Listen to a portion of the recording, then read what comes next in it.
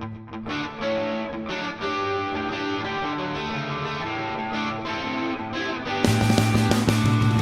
a great common misconception that novelists choose their subjects. They don't. What they do is recognize the subjects, and the subjects really choose them. It's almost like an internal birth in the head. Nabokov described it just as a pang. It can just be a sentence, it can be a character, it can be a situation, and all you know about this pang is that it's your next novel. So I got the idea and I thought, okay, I'm going to write about writers. And it was, in a way, it was a response, I suppose, to feeling all this interest coming at me personally.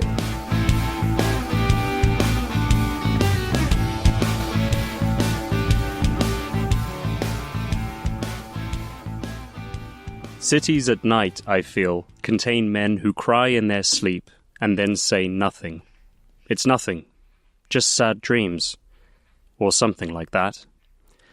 Listeners, I'm sure, will recognise these to be the opening lines of The Information, Martin Amos's 8th novel, published in 1995.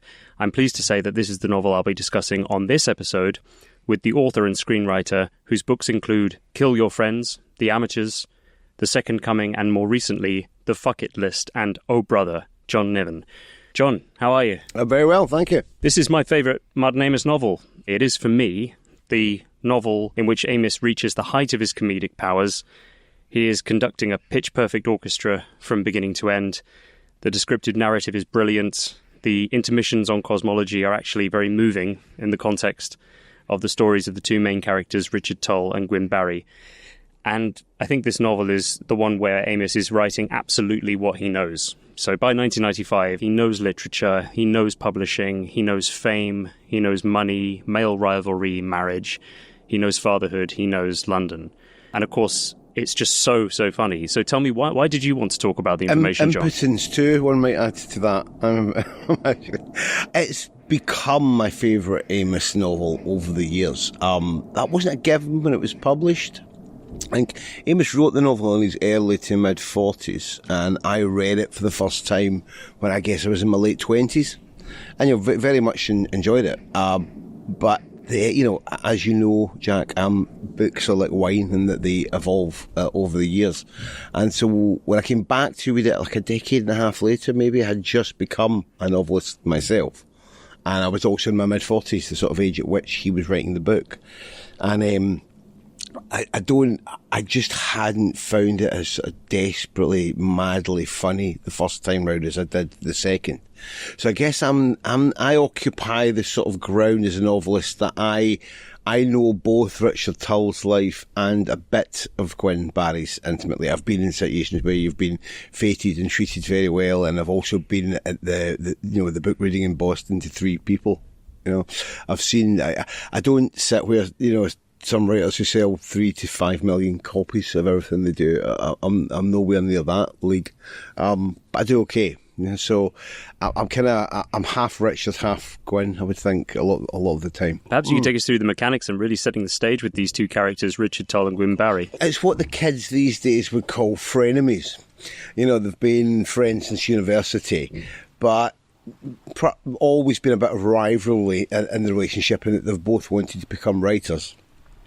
Richard Tull, who did become a novelist first, published a pretty much unreadable first novel that was sort of critically lauded but not commercially successful. And then a bit later, Gwyn finally becomes published, and by some freak mishap, his novel Amelia goes on, a sort of an imagined utopian sort of piece of fiction, becomes a gigantic international bestseller. So this forces Richard into a sort of recalibration of their friendship. And the conceit of the book is, it's not enough for us to succeed, our friends must fail, And Richard is used to being the mildly successful one in the relationship, and then suddenly he's not. Yeah. Gwen is a stratospheric success. It's almost a novel written entirely on the basis of what Gore Vidal said: every time one of my friends succeeds, a little piece of me dies, yes. Isn't it? Uh-huh. Or Amos himself famously said that, he said, what's the effect of the literary aspirant on the way up expects to find a champagne reception awaiting him in the first class lounge, and then when you get there, what he finds is a sort of a lifeboat filled with snarling skeletons, all desperate to eat each other. That And to be honest, I've found in literature, certainly with some of my own friends, that people don't pull the ladder up behind them. People are often very keen to help you if they can. But I get the comic mileage and the idea that, we can forgive our friends anything except them eclipsing us in terms of success. And so that's the notion that Amos really runs with in this novel. I don't think on any previous episode we've gotten so deep into the characters so quickly. Perhaps we can start with a reading that gives us a sense of Richard Tull's situation. The other thing to say about Richard is that he gets a lot of the truths in the book, whether the literary truths. He, for all his faults and flaws and his increasing derangement, Richard is kind of on the money about the work a lot of the time, and you suspect that Richard is kind of saying what Amos would say. Hilariously early on, there's a scene where Gwyn is being lobbied. We don't know this yet, but Gwyn is being lobbied to be the editor of this new magazine. But Richard has gone along to lunch in the mistaken belief that he might be considered for the editorship, a job he very badly needs, whereas obviously Gwyn doesn't. But as he gets drunk during the lunch and talk turns to literature, Richard can only mask his true feelings about the inanity of the conversation for so long. The shadow minister for the arts said, "Isn't this what literature is meant to be about, transcending human difference?" "Hear, hear," said the female columnist. "Me, I don't give a damn whether people are male, female, black, white, pink, puce or polka-dotted." "That's why you're no good," said Richard. "Steady there," said Sebi, and he added, as if the very appellation refreshed him, "Gwyn." Gwyn said slowly, "I find I never think in terms of men, in terms of women. I find I always think in terms of people."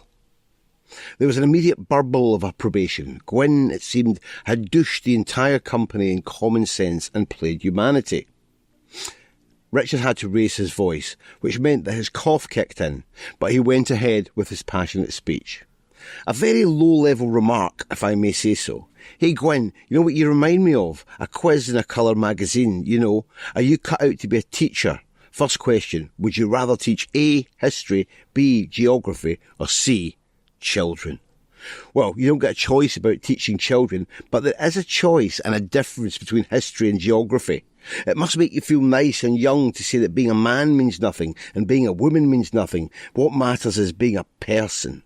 How about being a spider, Gwyn? Let's imagine you're a spider. You're a spider and you've just had your first serious date. You're limping away from that now. You're looking over your shoulder and there's your girlfriend eating one of your legs like it was a chicken drumstick.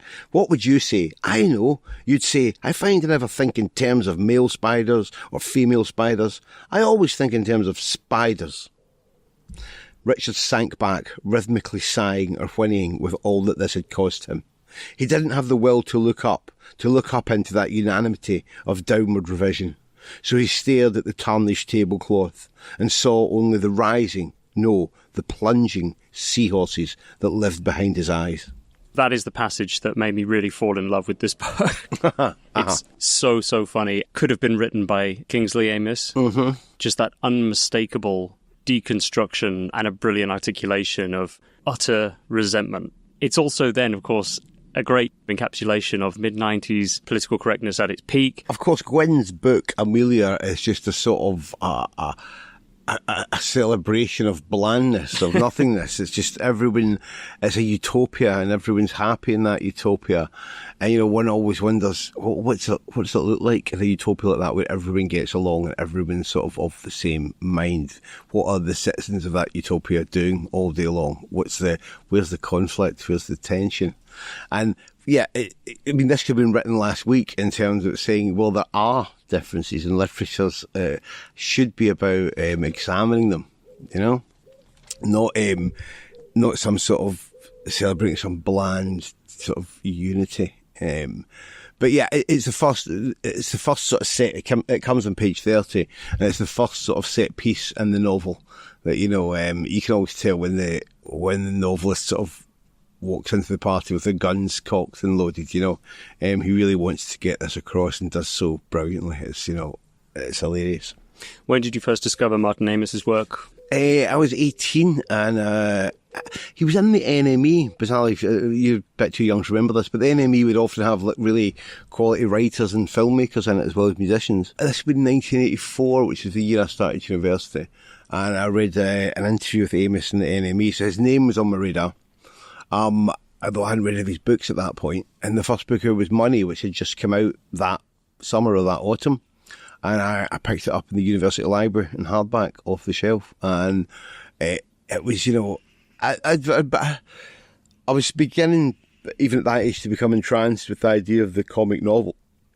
There were novels I'd read that had made me laugh, but nothing to the degree that Money made me laugh, Graham Caveney described reading Money as like listening to The Clash for the first time. Did you? It was very much that. Yeah, it was exactly that. And it was 18, I was an idiot, still am, someone would say. So it wasn't like I thought I could do this. It was way too virtuoso for that. But I thought, we forget when you're 18, time's a very different place than it is when you come to your 40s, your 50s. So the fact that I looked back and saw this guy's first novels were published in 1973, 74, 10 years earlier. Like, to me, at that age, I was like 7 or 8 at that time. It was just an unthinkably long time ago. And then as I read them, of course, I went back after Money and read everything he'd published before that. The fact that he could make me laugh that much across such a distance of time, I remember thinking, wow, this could be something that I might want to do. In the novel, Amos describes the essential predicament of Richard Tull in relation to Gwyn Barry. He writes, Richard was a marooned modernist. If prompted, Gwyn would probably agree with Herman Melville that the art lay in pleasing the readers. Modernism was a brief divagation into difficulty. But Richard was still out there, in difficulty. He didn't want to please the readers. He wanted to stretch them until they twanged. When you say that you can relate to both men... I meant more in terms of my circumstances as a novelist, and that I've kind of tasted enough success to know what that kind of Gwyn Barry life is like a bit. But I've also tasted a lot of the sort of Richard Tull thing, which is, the novel that has disappointing sales, the sort of sparsely attended reading event, the publicity department of the publishers who sort of seem to barely know that your book's out. Done that. But I've also, been flown first class to lit fests and, been treated very well on occasions. So I know both sides of the lit racket in that sense. In terms of work, if you're talking that contrast between Gwyn being a reader pleaser and Richard looking to stretch the reader, probably somewhere I never look to please reader, but I don't think, I wish sometimes I could be more commercially calculating, in terms of this might be successful. I think one's kind of struck with your own preoccupations. I know some writers whose central preoccupation is sort of love and relationships, that aspect of the human predicament. That's always going to, that search for the universal. That's quite fertile ground, love, because, as Chuck Berry once said, that I figured everybody has been once upon a time in love and they have been to school and they probably all have cars. If I write about love and school and cars, it's kind of going to, going to hit some people. I identify, I'm more with Elvis Costello, who I think said that the only emotions I really understand are jealousy and rage. My fiction, for whatever reason, maybe comes from more a place of that. So, but what Amos is getting at, but he's getting at what Nabokov said when you don't want to make it easy for the reader. You don't want them to get your meaning right away. You want to make them work for it. And that expression you used there about making the reader stretch until they twang, Amos also used exactly the same phrase to describe the writer when he said that when you're reading someone, when you're reading a novelist, you're getting them at their very best as a human being. They're stretched until they twang. I'm sure he thought that about his own father's work. I'm sure he thought that about his work, Does it surprise you that Amos, who, let's be honest, found success as a novelist quite early on in his career and continued to be forever in demand, could understand what it would be like to be Richard Tull? Or is it the fact that he was often called up for his stylistic flair that gave him the ability to understand what a perhaps less fortunate version of himself might look like? Well, I'm sure Amos would be the first to admit that, as the literary joke goes, the world's shortest book is My Struggle by Martin Amos. as he himself said, any literary house, any publishing house would have published his first novel out of curiosity. That doesn't mean you're going to have a career. So I also think that he began publishing his novels in the early 70s when there wasn't a literary industry as we know it now. So I'm sure he did know what it was. Like he said that the publication party for the Rachel papers was him and his dad and the Hitch and his sister and a couple of bottles of whiskey. There wasn't the same. So I'm sure he does know what it is to have books come out to less fanfare than was happening by the 1980s, you know? Or certainly his first few novels probably weren't gigantic successes in America. Also, I mean, even at his peak, he didn't sell books in the quantities that say, well, almost any, commercial mainstream author you want to name, he didn't sell books in those sort of millions and millions of quantities. So I'm sure he came into contact with all those people. And as he says in the information, as a writer, what you're kind of hoping is that you have some kind of handle on the universal. And, if everyone's fighting for that, not everybody's going to nail it. And so that brings in the sort of resentments and envies, Especially if he thinks, as Richard thinks about Gwyn, that Gwyn's handle on the universal is insufferably bland, and that's maybe why it's successful. Let's talk about the universal, that theme of themes. What does he mean by it? It's the idea that your take, the act of writing a novel is you're kind of standing up and saying, here's the way I see the world. This is my take on the predicament we all find ourselves in some way or another.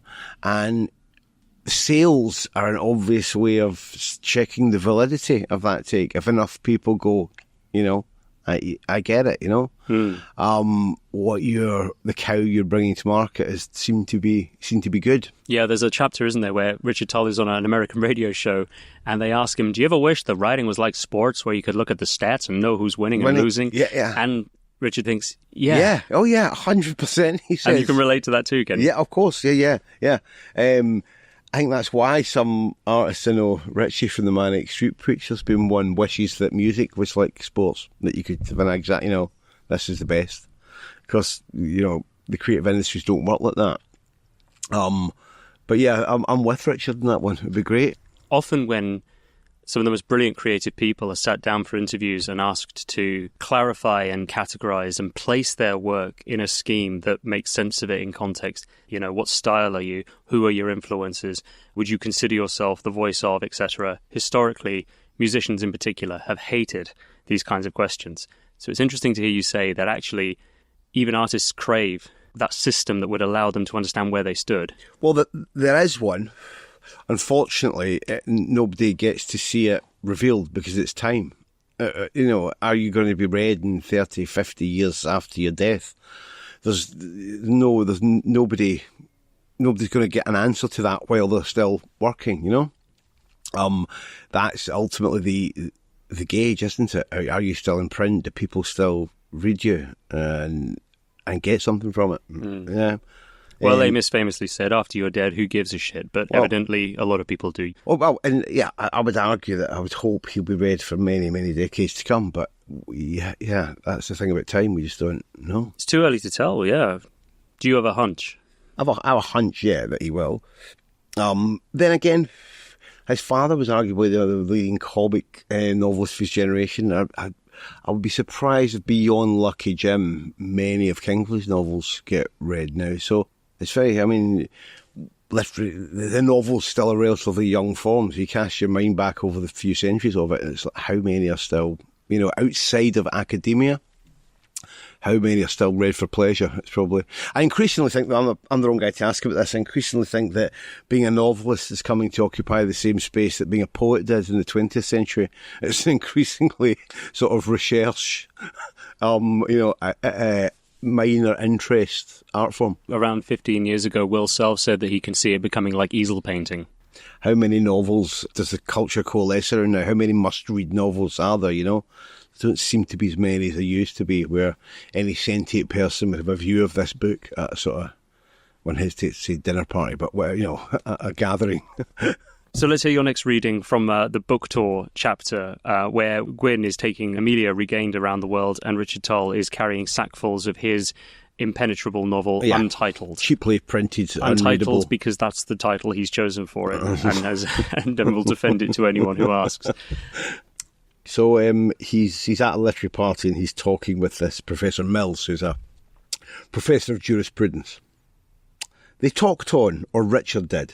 Mills had an air of troubled and shaky preoccupation. Richard was struck by Mills's inches. For an Irish-American, he seemed fabulously tall. So maybe this tremulous fatigue was what the tall ended up with after a lifetime of humping that sack of height. Round his neck, he wore a light surgical brace, like an aerodynamic yoke. It's amazing how hidebound we are in England, Richard said. Still the old ideas, deterrence, sequestration. There's a lot of talk, but no one will bring about change. Even our most liberal public figures say one thing and... Richard appeared to hesitate, as if considering the etiquette or equity of simply seizing on the nearest example. Well, take Gwyn Barry. Thoroughly liberal in all his pronouncements, but deep down. You surprise me, the professor said. In his writing, he seems irreproachably liberal in such matters. Gwen, you've no idea the kind of things he'll say in private. He actually favours a return to more public forms of punishment. As Mills leaned backwards on his plinth, Richard went through the formality of telling himself not to get carried away. That sentence, just formality of telling himself not to get carried away. Well, with paying spectators, Richard said, rebarbative and exemplary, but with a vengeance, so to speak. Stocks and pillories, ceremonial scourgings, ducking stools, tarring and feathering, impalements and flayings. You see, Gwyn thinks the mobs had a poor deal in recent years. Public stonings, even lynchings. You're an Irishman, Professor. You must have followed the case, the bomb in the shopping centre. Here's what Gwyn said. Round up all known IRA members and shackle them to the gates of the Tower of London, with a big sign, with pictures, saying what they did and inviting the public to go ahead and vent their anger. Then, after a couple of months of that, when their arms and their legs and their cocks in inverted commas, by the way, have been ripped off, do excuse me, string them up for the ravens. Oh yes, that's friend Barry for you.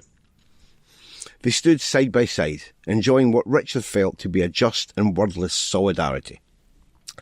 Earlier that winter, the case was still sub judice. Mills had Christmased with his wife at their holiday home on Lake Taco. Forcing entry on Christmas Eve, a crew of nomad joyriders had subjected the Millses to a 200-hour ordeal of abuse, battery, bondage and arson. The professor was of course aware that a personal experience, however dire, should carry only statistical weight in the settlement of one's intellectual positions. But he was doing a lot of rethinking, which he was going to have to do a lot of anyway, because the many scores of texts he'd studied and annotated in preparation for his next book, a lifetime effort provisionally entitled The Lenient Hand, had been mockingly torched by the intruders, along with the rest of his workstation and, it seemed, everything else he'd ever cared about. His wife, Marietta, still in deep therapy, hadn't uttered a word since New Year's Day. I reread the book maybe a decade ago on holiday, and I was in a swimming pool with my drink and my book, and my wife had to come out and check I was okay because I was just howling so much. I hadn't read the book in 10 years maybe, and I'd just forgotten about this passage and just the force of the comedy of it, just the lenient hand. Mockingly torched by the intruders. So of course, Richard's whole shtick backfires. The professor's actually on the page of Gwen being let's flay and let's tar and feather some criminals. What do you like from a technical point of view about this novel? There's so many well-designed plants and payoff where he sets the reader up to expect one thing and then wrong foots you. Because that's the little riff that I just read there happens 3 times on that book tour with a feminist critic, with the law professor, and it's just engineered to slightly wrong foot you and deliver the punchline as late as possible when you realise Richard has again completely fucked it up, It's just brilliantly done. I love one of the first passages of dialogue. Richard's dressing gown bent round him as he fastened Marius's shirt buttons with his eaten fingertips. "Can you fasten it?" said Marius. "Do you want a cup of tea making?" said Gina, surprisingly. "Knock, knock," said Marco. Richard said, in order, "I am fastening it. No thanks, I'm okay. Who's there?" "You," said Marco. "No, fasten it. Come on, Daddy," said Marius. Richard said, "You who? You don't mean fasten it. You mean do it faster. I'm trying." "Are they ready?" said Gina. "Who are you calling?" "Knock, knock," said Marco. "I think so. Who's there?" "What about Max?" "Boo." They don't need Max, do they? Mine aren't going out in that without Max. Boo, said Marco. Are you taking them in? Boo-hoo. Yeah, I thought so. Why are you crying? Look at you. You aren't even dressed yet. I'll get dressed now. Why are you crying? It's 10 to 9. I'll take them. No, I'll take them. Daddy, why are you crying? What? I'm not. In the night you were, said Gina. Was I? Said Richard. Amos's ear for the subtleties of family life at that age. And this is a book about a midlife crisis, isn't it? Mm-hmm. Oh, he's writing it when he'd been separated from his first wife for a while, a few years at this point.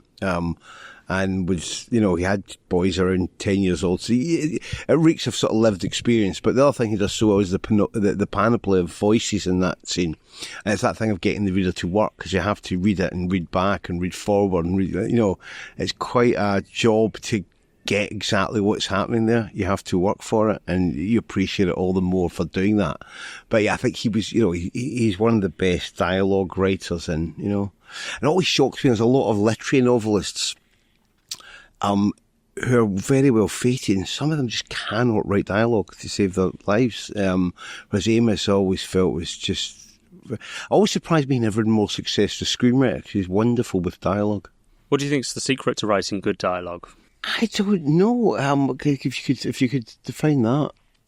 I think some people just have more facility. You have to have an ear, don't you? I mean, and also it's novelists have different preoccupations. Some, could spend 3 pages describing a, Formica countertop and make it fascinating. Other people, it's more the ear for the rhythm and way people speak. Some people can do it all, of course. You look at John Updike would be an example. But yeah, I think his dialogue's just fabulous. As a story about a father going through a midlife crisis, in what sense do you think this novel gets it right? Well, I think Richard in the novel is going through a crisis that the thing he thought he was going to be, a novelist, is, almost gone as a dream. He's clinging onto it by his fingertips. And he makes his livelihood such as it is from, it's another very good running gag in the book, the biographies of obscure sort of Victorian poets that he has. He's forever clutching some 900-page volume called, Robert Southey, Gentleman Poet, that he has to review for some literary magazine. So he's kind of been forced into reduced literary circumstances, and he's reaching that age of mid-40s where one begins to have to accept where you're at in life, that probably it is too late, that you're going to suddenly, become the voice of generation as a novelist, or become a rock star, or whatever crazy aspiration you harboured, And there's a real sadness to that, inherent in the book. For all its comedy, Richard's teetering on a very unhappy precipice, because his wife, Gina, in the novel, has pretty much delivered the ultimatum that, you're going to have to shape up and get a proper job, is the kind of thing, because this isn't working out, He can't contribute to their lifestyle. I know, well, and in a larger sense, to go back to the title, the information relates to the knowledge that we're going to die. And it's the first time, and, Amos has said that, when you're in your 20s, you have no you're never going to die. You're immortal at that age. In your 30s, you'll have the odd glance down the road and think, oh, hang on, this might not end well. But in your 40s, it becomes a full-time job looking the other way, is the point. And so I think this novel is the first time he uses the line, he's used it a few places since then, that your 40s is the time when you realise it's time to stop saying hi and to start saying bye. That, the greatest is probably behind you, and that it's kind of downhill from here on. We've talked a lot about how much this novel makes you laugh, but there are patches of the book where everything becomes a lot more focused in on actually what it would be like to be Richard Tull, and critical moments in his life where he loses composure. He hits his kid in reaction to, Gwen, his frenemy's book suddenly becoming a bestseller. He goes out and hires these lunatics to, his mission in life becomes to fuck up Gwyn, It's not to write the best book he can. He's given up on that. It's just he's now going to devote his energy. It's Iago, isn't it, if you want to use the sheet? He's just going to use his energy and whatever power he has to fucking up the other guy, So yeah, it's And of course, it all goes wrong for Richard. He gets no revenge. He's impotent creatively and physically in the book. Richard came into the room. On patient days, he might have just said, "Now, what have we here?" Or, "This is a sorry tangle." Or, more simply and more likely, "Jesus Christ." But not this Sunday morning. Instead, Richard strode forward and with a single swoop of his open hand dealt Marco the heaviest blow he had ever felt. Marius, sitting utterly still, noticed how the air in the room went on rolling, like the heaving surface of the swimming pool, even after the children had all climbed out. 20 years from now, this incident would be something the twins could lie back and tell their psychiatrists about, the day their father's patience went away. And never returned, not fully in its original form. But they would never know what really happened that Sunday morning. The chaotic wail, the fiercely crenellated lips, the rocking boy on the sitting room floor. Gina might have pieced it together, because things changed there too, and never changed back again. What happened that Sunday morning was this. Gwyn Barry's Amelia entered the bestseller list at number 9. You realise he's gradually going insane across the course of the novel. And you mentioned earlier that his current novel is called Untitled. Of course, there's another passage where Amos says that somewhere within his desk he has the novel, unfinished, unattempted, uncontemplated. These are all ahead of him, That Untitled might well be his last stab.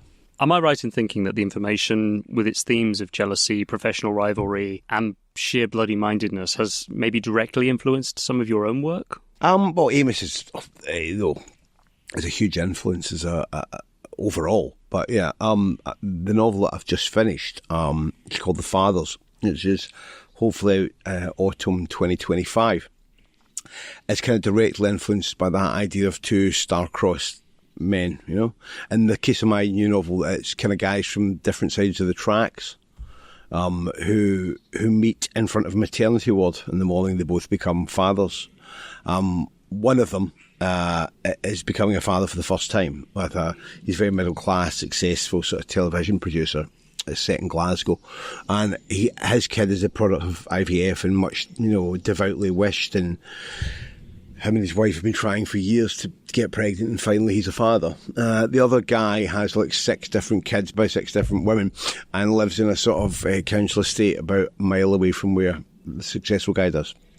And they kind of meet by accident in front of the maternity ward and form a sort of nodding friendship. That then, as the novel progresses, the friendship these two guys who would never normally be in each other's lives end up getting very close, sort of for reasons I won't. No spoilers. I won't get into right now. Interestingly, there's a scene, again, another hilarious scene in which they're on a very rickety plane on their way to a party. I think they're flying through a hurricane, aren't they? There's a point at which they think they may not make it. Nah. And in that moment, Richard, who is by now pretty half-cut, rambling to himself about the fact that hurricanes all used to be given female names and now they alternate between male and female. And he thinks that's probably a good idea, actually. Hurricane Gwyn, Hurricane Gina, Hurricane Marius. And at one point, he's talking to Gwyn about the fact that they may well die. He says, but, I'll live on because he has kids and Gwyn doesn't. Mm-hmm. And Gwyn says, no, we'll both live. Well, you wrote a lot of books that people loved, Gwyn. You'll be remembered. Who fucking cares?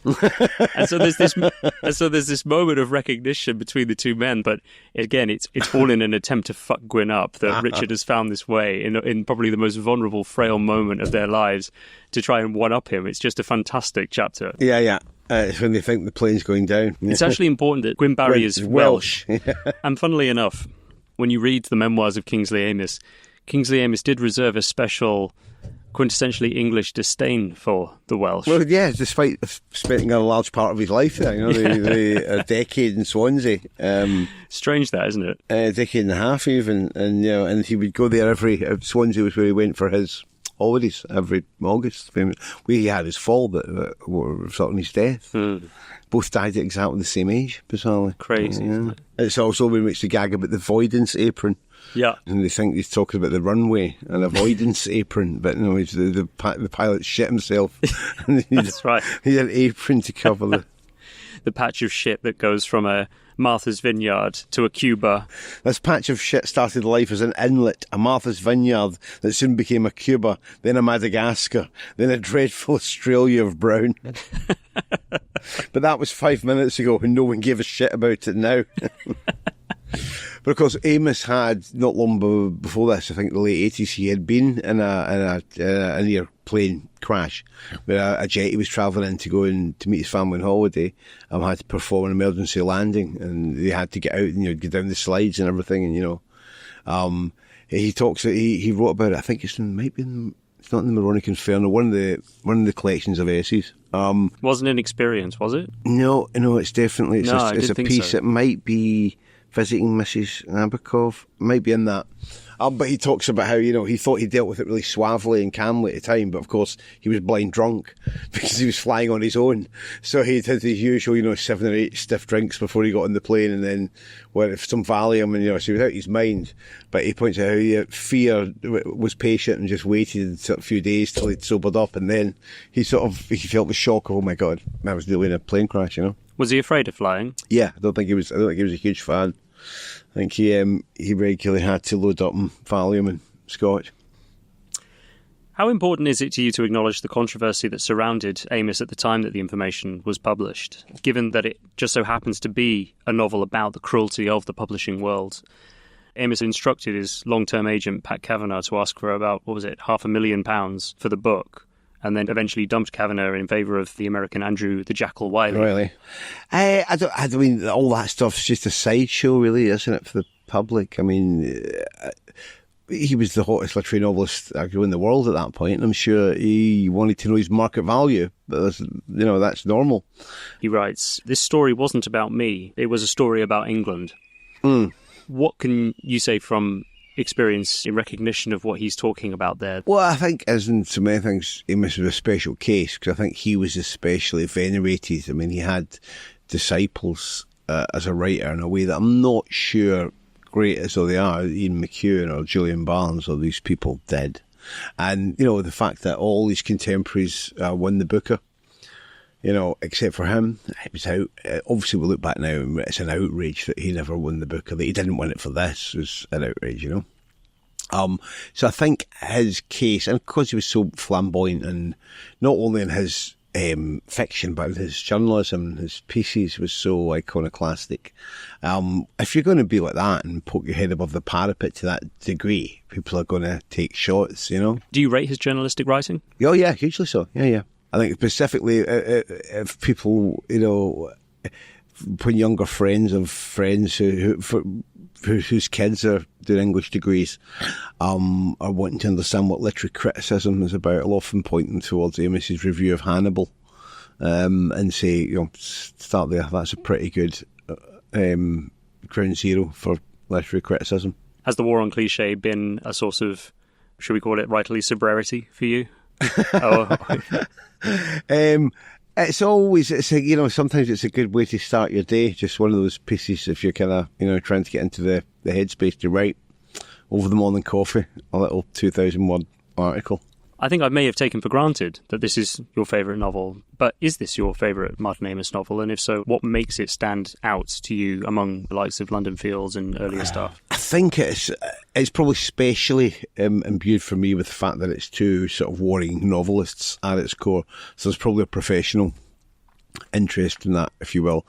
And the fact maybe that I didn't love it as much in publication as I came to love it later. That that is more intense sort of regard for this book because of that. I loved Money the second I read it, and London Fields similarly. So I think the view at the time for a while was that while those are his three great books, the great trilogy at the heart of his work, Money, London Fields, and The Information. The Information was the sort of weakest part of those three. And I think, like a lot of people, I came to the realisation that no, actually, it's possibly the strongest part of it. What are the three things, maybe, if you could reduce it to that make this the strongest of the three big novels? I think it's it's much more multifaceted than, say, Money is. Money, as he himself had said, it was a first-person narrative, written in the first-person pronoun. From the only thing you have in a novel that is voice. All your eggs are in that basket, as he said, and it works brilliantly for that. But it's kind of, I guess he was in his early 30s when he wrote Money, and probably in his early 40s when he began The Information. And I just think there's a decade's worth of craft and knowledge and width of living, going into that decade, and it's somebody at the top of the game. You could argue that with the odd blip accepted, he's never again quite as good as he is in The Information. There's some very good moments, I think, afterwards, but yeah, it's pretty high watermark, isn't it? I think when you meet people that are real Amos fans, this book is generally somewhere up there. The more layman fan, the more casual fan, it will always be Money, I think. But I think this is as good as it gets. And my last question is relatively broad, but I think it encompasses something essential to all these conversations, and that is simply to ask what Amos means to you and what you think that his legacy is and will be.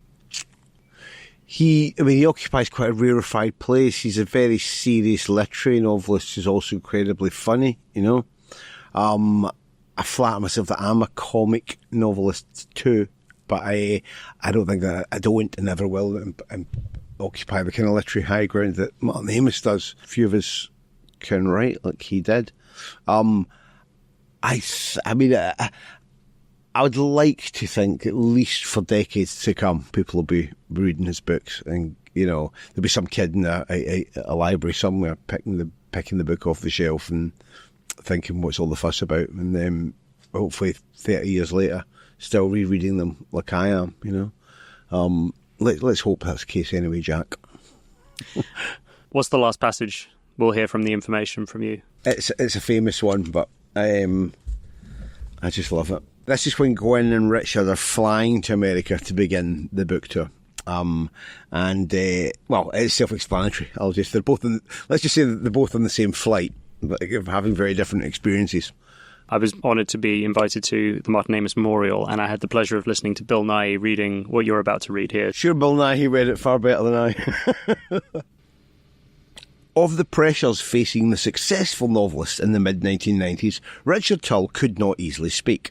He was too busy with the pressures facing the unsuccessful novelist in the mid-1990s, or the resurgent novelist, let's say. Let's say for now, the unproved novelist. Richard sat in coach. His seat was non-aisle, non-window, and above all, non-smoking. It was also non-wide and non-comfortable. Hundreds of yards and hundreds of passengers away, Gwyn Barry, practically horizontal in his crimson barge, shod in prestige stockings and celebrity slippers, assenting with a smile to the coaxing refills of Alpine Creek water and Sangaree Burgundy with which the various young hostesses strove to enhance his caviar tartlet, his smoked salmon pinwheel and asparagus barquette, and a tapenade of Castilian olives. Gwyn was in first. Richard was in coach, drinking small beer, eating peanuts, and coach was the world. Coach world traveller. To his immediate left sat someone very young, to his immediate right someone very old, and there was Richard, in the middle. The child leaned and pushed and sometimes squirmed up against him in a careless way, carelessly confident that its touch would be welcome. Whereas the old guy on his right, coated in his crape of age, remained properly withdrawn. Richard found himself inclining to his left, courting the child's thoughtless touch. After all, he was at the time of life when, sitting in a garden or a park, he was more pleased than vexed if a bee buzzed him, flattered that anything, however briefly and stupidly, could still mistake him for a flower. John Niven, thank you very much. Thank you, Jack. Enjoyed it.